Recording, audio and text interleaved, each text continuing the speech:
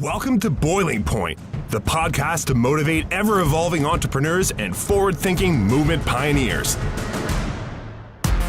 Our hosts, filmmaker Greg Hemmings and executive coach Dave Vale, are turning up the heat in the world's business communities. Our interviews with entrepreneurs, thought leaders, and movement makers are raising the temperature of inspiration. Live from the hottest studio in this quadrant of the universe, here are Dave and Greg. We're back now at a new studio. What do you think? I like it. It is, this is the first time I've been in this space. Yes. I've had about 30 seconds to take it in. How many studios have we had? We've had a few, but this is probably the most colorful one to date. Yes. And, for the sake of the people who haven't been listening to our podcast since the very first who could episode, that be? I can't imagine. Remind them how we started this podcast. Yeah. And the space. You and I are snuggled together pretty close. We got 6-ish feet right now, but we had a real, it was so tight and had no air. And, I found we'd be stripping our clothes off because it was just so dark. And it was, so it got to the boiling point, and that's how the name, came. And this is like completely different, spacious, colorful. We don't have to be really close. We can wear a hoodie. You don't have to worry about that. We're not sweating. We're 6 feet apart. I think it's good. And, in a way, we've upgraded. And Dave, I just wanted to host you here in a more roomy environment. I appreciate it. Yes, and that's the segue to our guest. I was waiting for that segue. Yes. So our guest today is a very good. When I say old friend, all I mean by that is we've been friends for a number of years. A very young friend who has made her mark on television as an author. Laura Calder, St. John, New Brunswick, born and bred, but known across the planet. Laura, thank you so much for joining us in the Boiling Point. Thanks for having me. That awkward introduction. No. Nice to meet you, Laura. Nice to meet you too. And and we were just chatting before we got the recording going about how you're still very connected to the Maritimes, even though are you living in Toronto now, or where are you? I'm living in Toronto. I got married, and so I can't get out of here. But my whole family is in New Brunswick, though.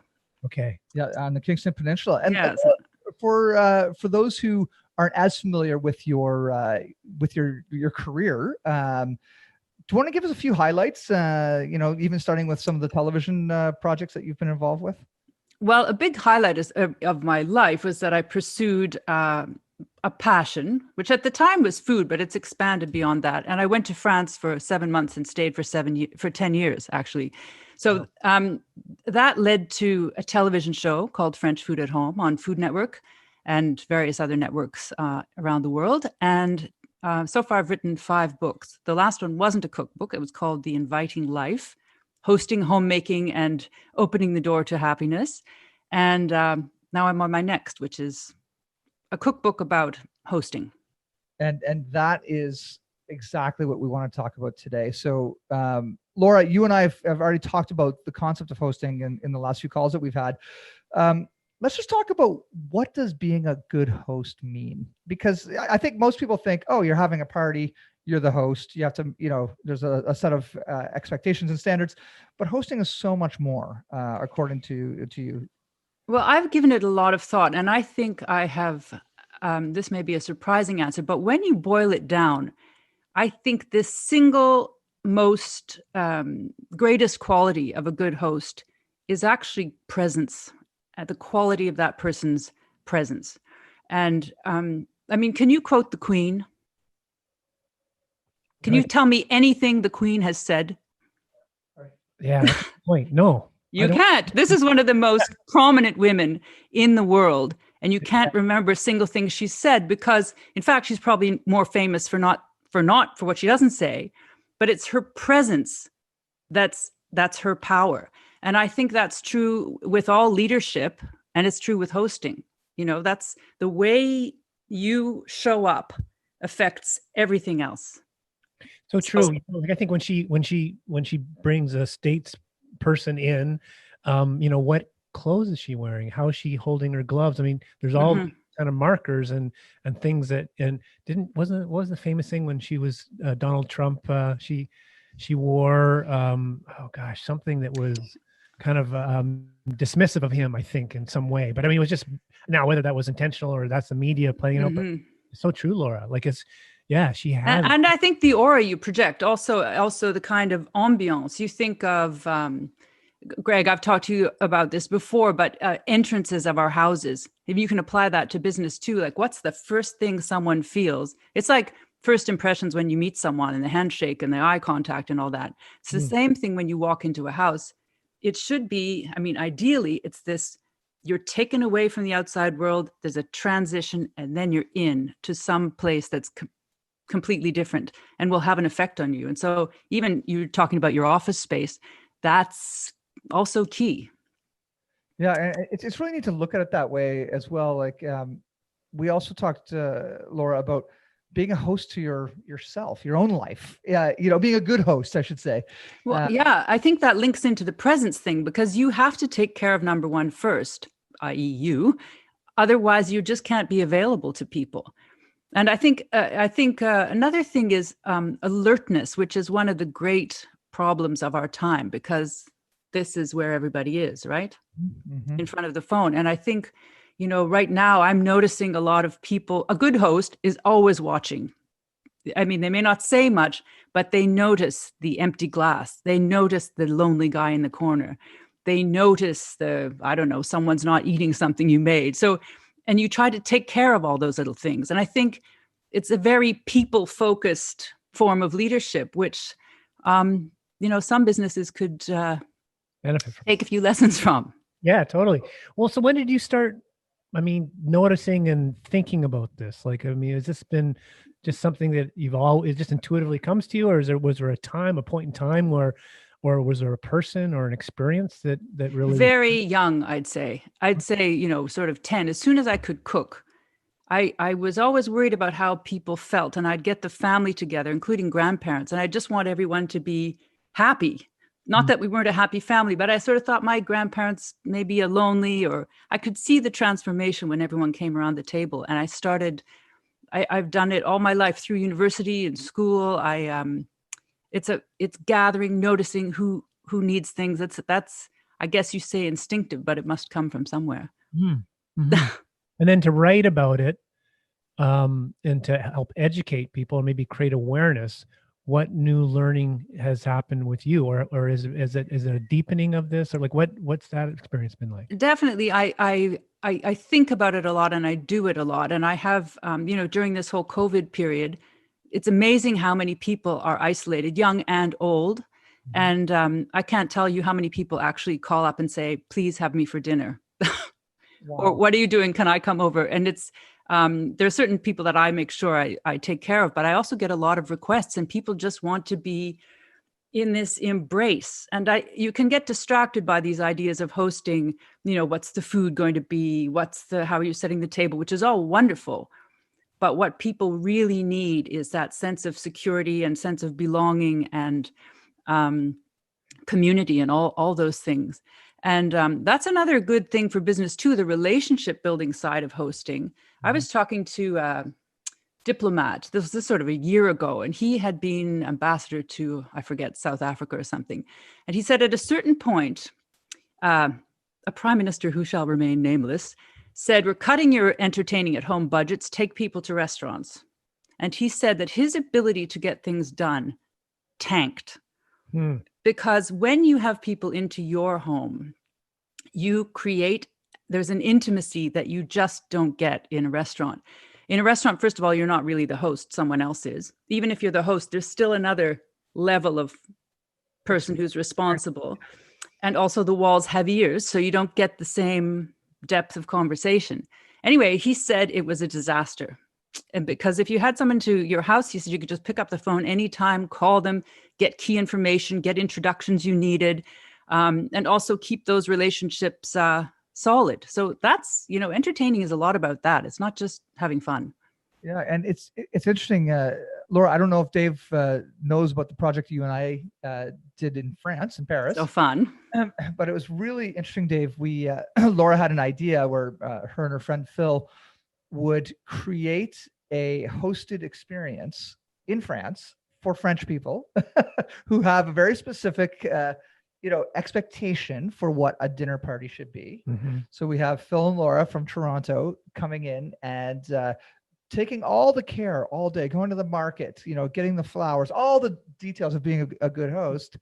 But they ended up hosting this incredible evening at somebody else's house with a whole crew of people. Yeah. And Laura, you did a great job being a host of a place So that fun. was yours, and so this is a skill set that you actually have that you can actually bring out in other people's spaces. I guess now that we're speaking, was that odd? Was that an extra level of pressure for you? I've done that so many times, because I have friends who can't cook a glass of water. So I often find myself going across town, wherever I'm living, to cook dinner at someone else's house. And I think I liked that pop-up idea of pop-up host, because you can go anywhere, to any space, really. It doesn't even have to be inside, and just say, okay, what's the ideal thing to do here? What's this spot begging to turn into to be a place of celebration and connection? And then you think about all the details, which is fun. I was really fortunate. I grew up where my mother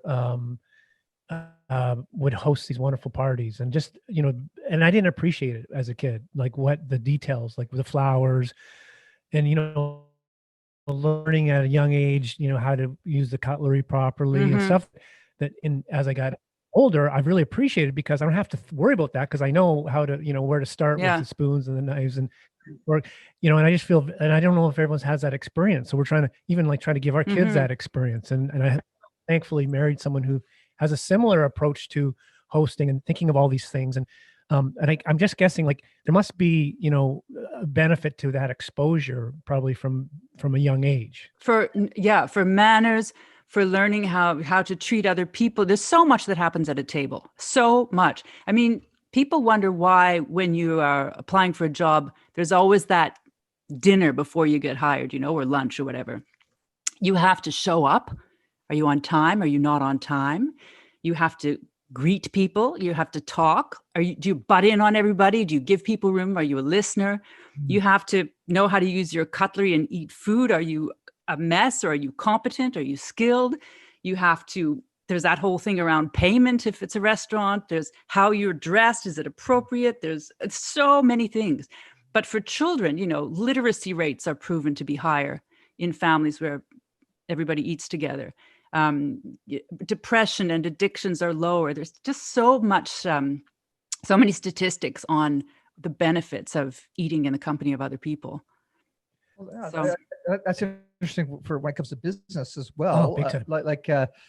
As teams, for example, I think we're all very blessed when we have companies that we see each other as part of a family, and like we do here at Hemming's house. And I feel it's because we do go out and break bread, if you will, often. And that might mean just going out for beers on a Friday afternoon, but doing it together informally, but being together outside of work and just using food as a reason.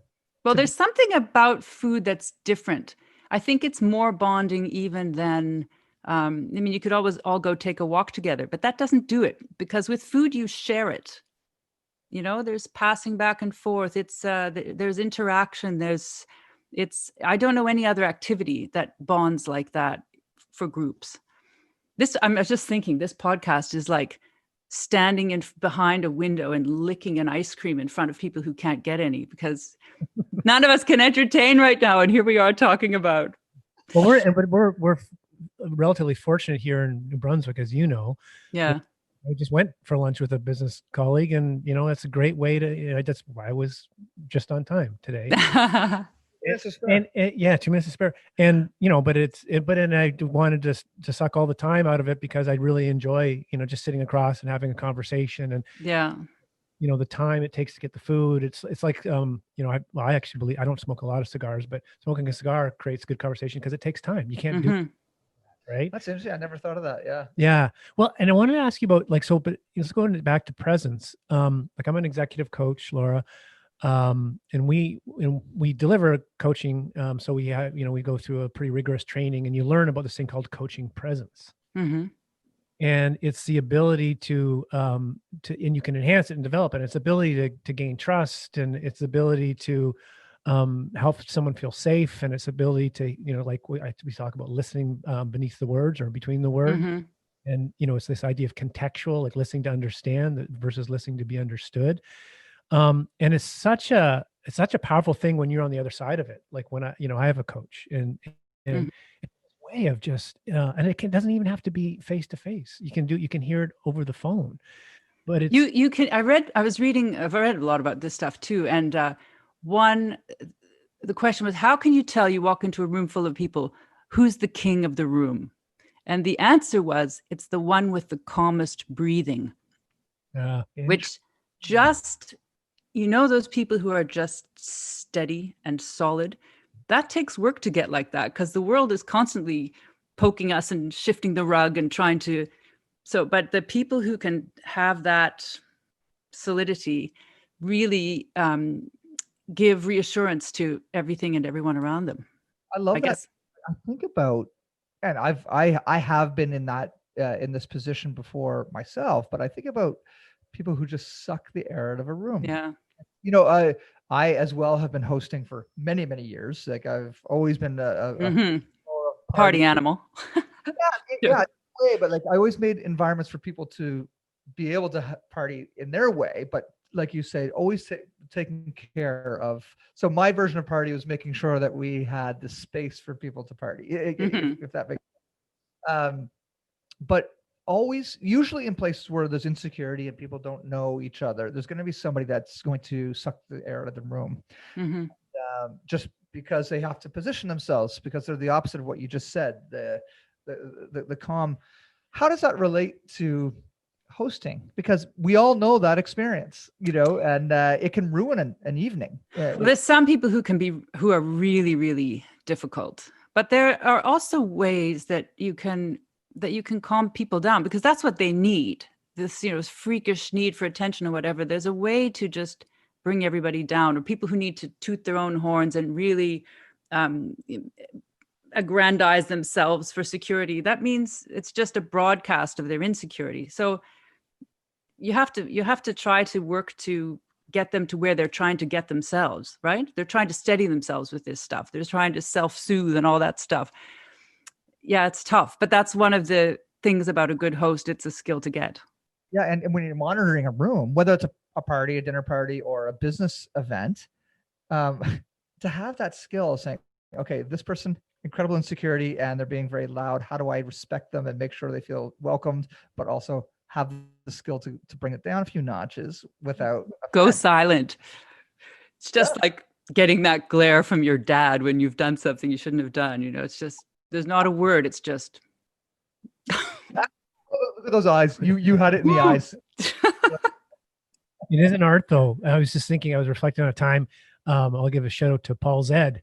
I went to his place. He had this big party right across from Jamie Gallagher's place, Shadow Lawn Inn, that house there. And I was just amazed to see someone to move through the room like he did. He's also a politician at the time. Yeah. Which was, probably what made him a good politician.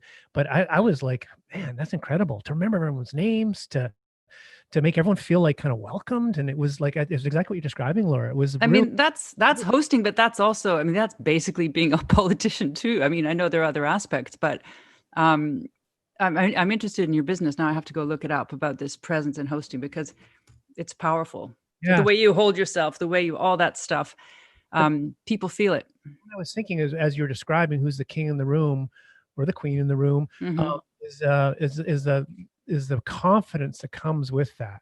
You know what I mean? To be confident I'm sensing it's like, I feel like anyways, when I think of, when I see good coaching presence, is there's a comfort in one's own skin. Yeah. And being quiet, like you're comfortable being quiet. You don't have to beat your chest and laugh like a hyena or whatever to get attention. Could we change gears just quickly? Yeah. So you grew up in New Brunswick. Mm-hmm.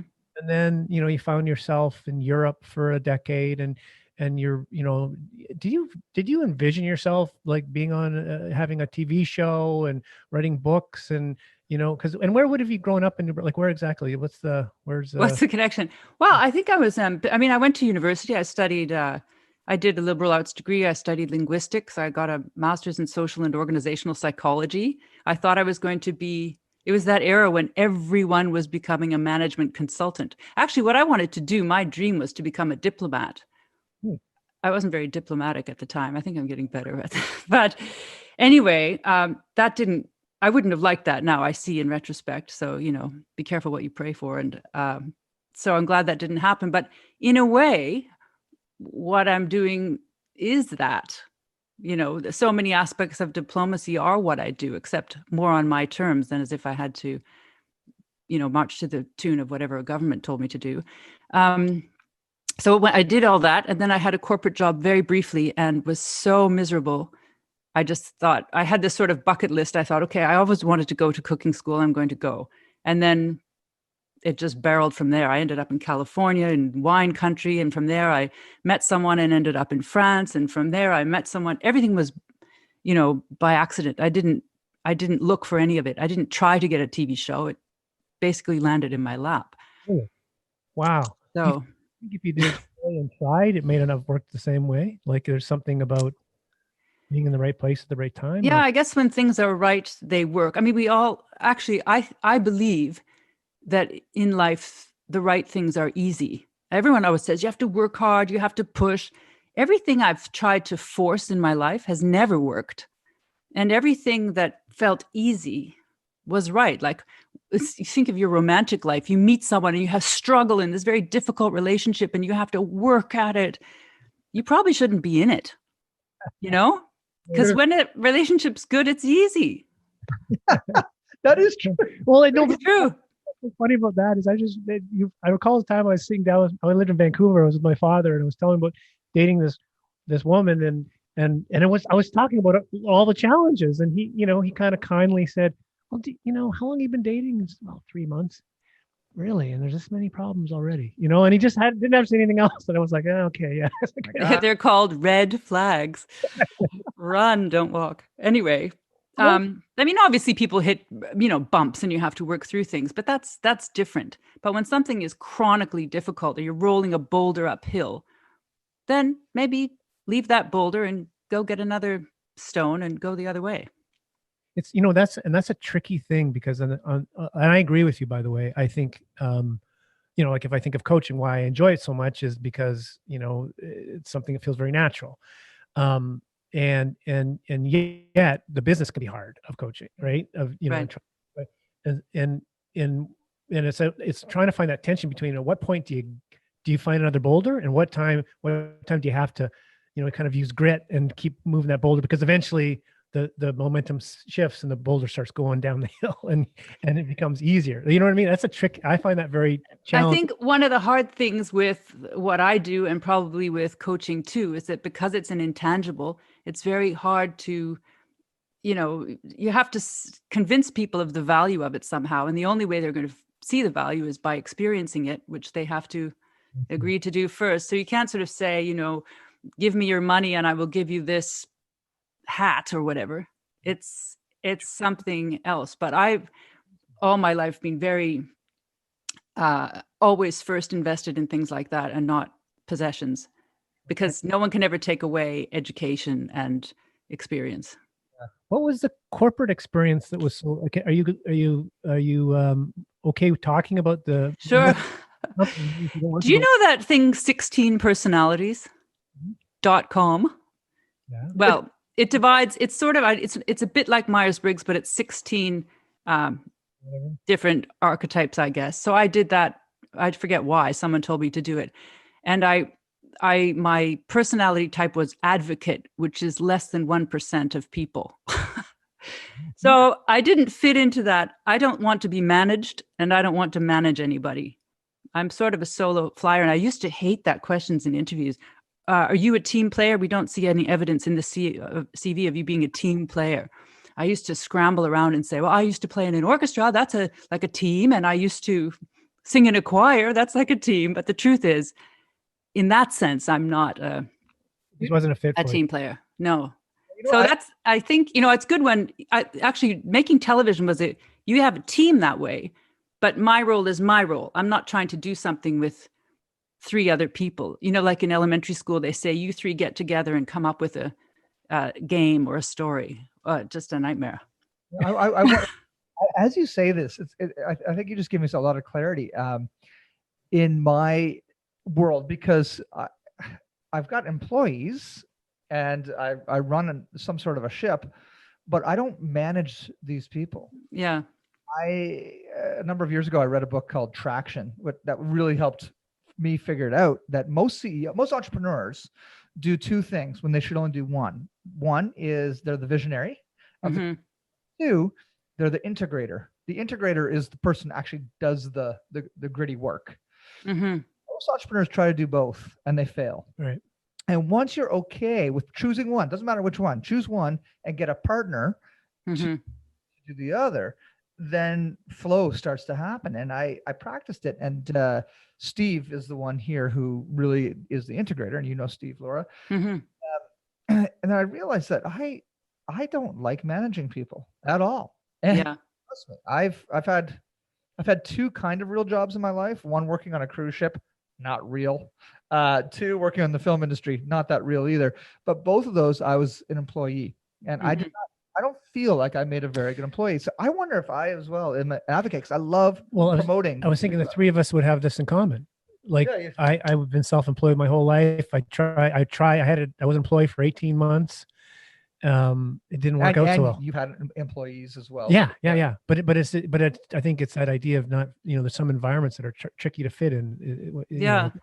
But I think I've never found a perfect partner, and there are lots of, I know my weaknesses, and including one, which is I'm allergic to self-promotion, which isn't very good when you're a single person. But and the business side of things, administrative stuff, to me is not interesting. So anyway, one day I'll meet my what would it be?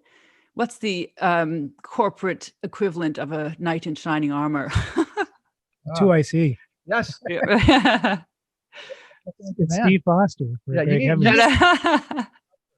He's Greg's knight in shining armor. My knight in shining armor. He'll love that. Yeah, we've never mentioned Steve in this podcast, I don't think. So Steve, he's your snuffleupagus. Yeah, no, he's real. He's legit. So how do people learn more about your book, and how do people learn more about you, Laura?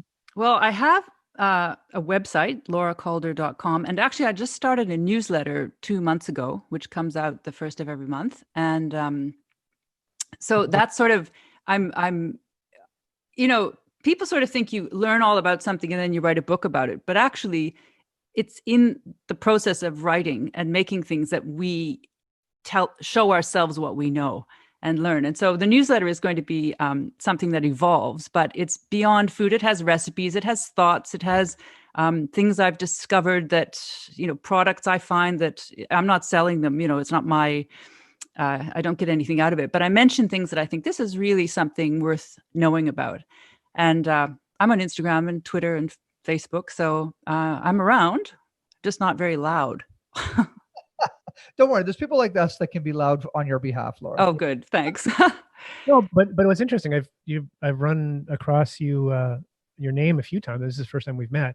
So you're doing, something's working out there in terms of I'm familiar with you. And I think it's like I just won't go away. But I have staying power, but I'm not. I don't know if I've really bloomed. I don't think I've found. I'm still looking for what's the exact contribution. And at first I thought I was interested in cookbooks, but that's not it. Because for me, without the context, food is not that interesting. You need to understand the whole art of how you live and all the ways you come to the table and pay attention to little things in life, make things nice, take something that's, you notice something in your house that's crooked or off, the bad energy that those things give off and turning them around. So I'm going around that theme and trying still, I think, to find my exact niche, but helps to get older. the wisdom of all of us getting older a little tiny bit. I just as a closing thought, we talk about this often, Dave, just kind of like the being at this age and still contemplating purpose, not purpose as far as why am I here on earth, but really what is that contribution that and it's hard for each of us to recognize that our contribution has actually been quite important, but we haven't felt we've made the impact yet. Well, I think a question to ask is, how can I help? And usually it's in ways that are just it's in the things we do that are so innate to us that we don't even notice that we are already helping, but we don't see that. So we're always trying to get this skill or do this thing that will define us, but it's already all there. And so it's really, how can I help? Maybe the question is, how am I already helping? And other people will reflect it back to you too. So I don't know. I'm in search mode. Well, that's probably going to be the name of your next book. Man's Search for Meaning. Well, way to wrap it up. Thank you so much. Thank you so much. For the Atlantic bubble to open up so you can come back home and we can. And I want to meet and talk about this business at our new place. It's long overdue. So yeah. And one day we'll shoot. Yes, we have to bring the band back together. Bring the band back together. So great talking to you too. Hey, Laura. Thanks so much. Thanks so much. Bye. Thanks for checking out this episode of Boiling Point. Remember to rate and subscribe to us on iTunes and follow us on Twitter at Boiling Point Pod. To see more from Dave Vale, check out leadershipunleashed.ca or visioncoachinginc.com, and on Twitter at Dave_Vale. And to catch up with Greg, visit hemmingshouse.com and at Greg Hemmings on Twitter. Thanks for listening, and remember, keep that pot boiling.